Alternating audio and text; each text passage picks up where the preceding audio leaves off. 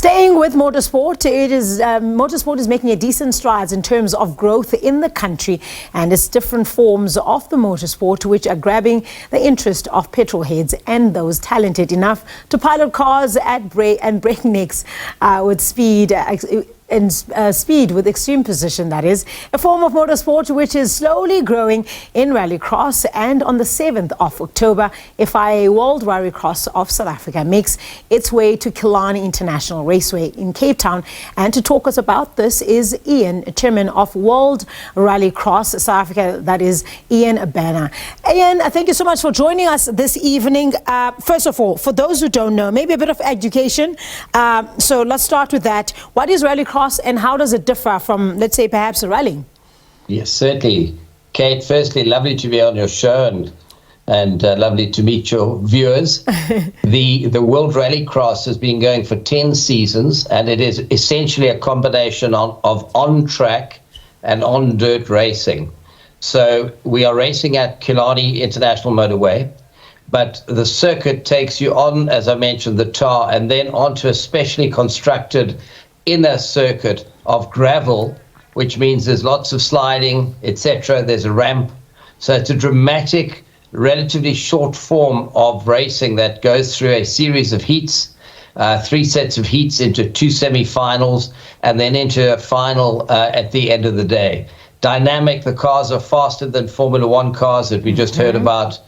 1.8 seconds, 0 to 1.8 seconds is the speed to get to 100 kilometers an hour. These drivers are extraordinary. It's really quite something to behold. Yeah, the rally circuit around the world is a sport that is generally attracted big names.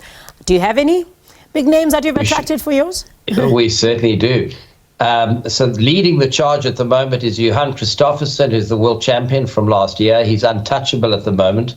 Many of your viewers will know about the Hansen brothers, who are similarly, dominant in the sport, always right up there, if not winning the world championship, coming second or third.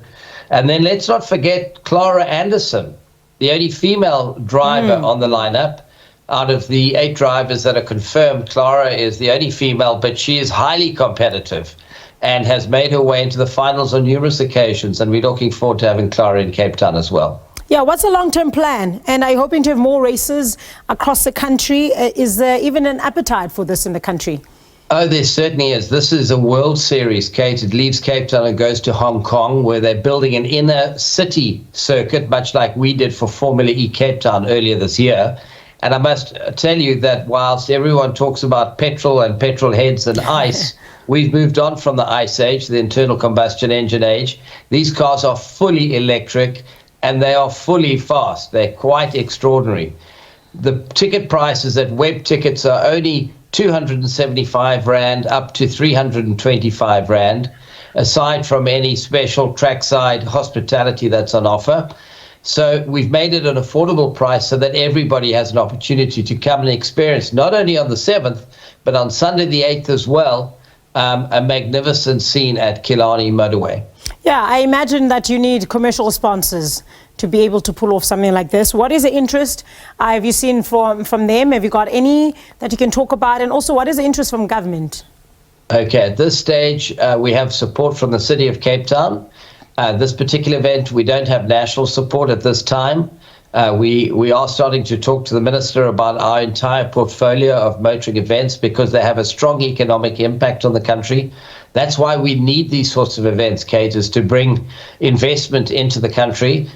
The intent with this event, we staged it ourselves in 2019 at Killarney, but it was in the ICE format, in the internal combustion engine format, and it had run 2 years prior to that with another promoter. And now our mission with Formula E and with World Rallycross being electric is to promote Go Green Africa, which is our initiative to push for a greener Africa. And we have a lot of very exciting initiatives underway in that regard. Yeah, hopefully you do get the commercial support that you need. But also it is an expensive sport, especially one would consider that South Africa is so far from Europe, where these kind of rallies are expected, and that's where the market is. So in the industry, how do you believe it's surviving for you guys? And also, what challenges are you facing currently? You mentioned financially in terms of commercial sponsors, but what else are you facing?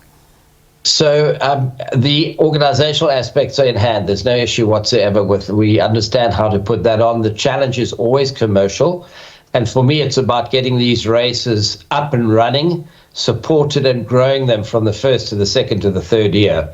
We will secure in due course corporate support, because once people have seen these cars in action, they see what it's all about, you can talk about commercial partnerships. And that's something that we're striving for in the future. So sometimes you've got to be a bit crazy like we are to say, let's get it here, let's make it happen, let's take the pain in the first year or second year, whatever it is, and give the public something to look forward to. And then from that, you can grow the commercial base and make sure it's a very long-term success. Yeah. So when will you be able to measure if you are able to, if it is a success, will you only be able to measure it when you do get that commercial support? Sure. So, the measurement obviously is the P&L, the profit and loss statement. That's one measurement. But the measurement of economic impact is something we do every year. I'll give an example. We put on Formula E earlier this year. No one had ever heard of it. It was luckily a huge success. We sold out.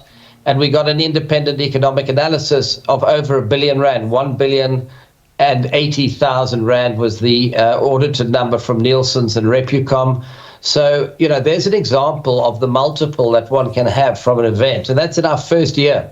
And we intend on growing that next year to 40,000 spectators in February next year for Formula E. So we'll be doing the same thing with World Rallycross. And once you've been down and you've experienced the sport, we can talk some more and we'll share the information post-event just on how economically successful it was, Kate. Yeah, I'm looking forward to having that conversation, because this is definitely a new, one would say, different sport to our usual viewers. There's definitely an interest there. Obviously, South Africans have an open mind and always willing to hear and learn, especially something that is exciting as cars. We know we do love our cars. But thank you so much, Ian, for your time. Ian Banner, Chairman of World Rallycross from World Rallycross South Africa. Ian Banner, that is, chatting about World Rallycross, which is on its way to Killarney in the next few weeks.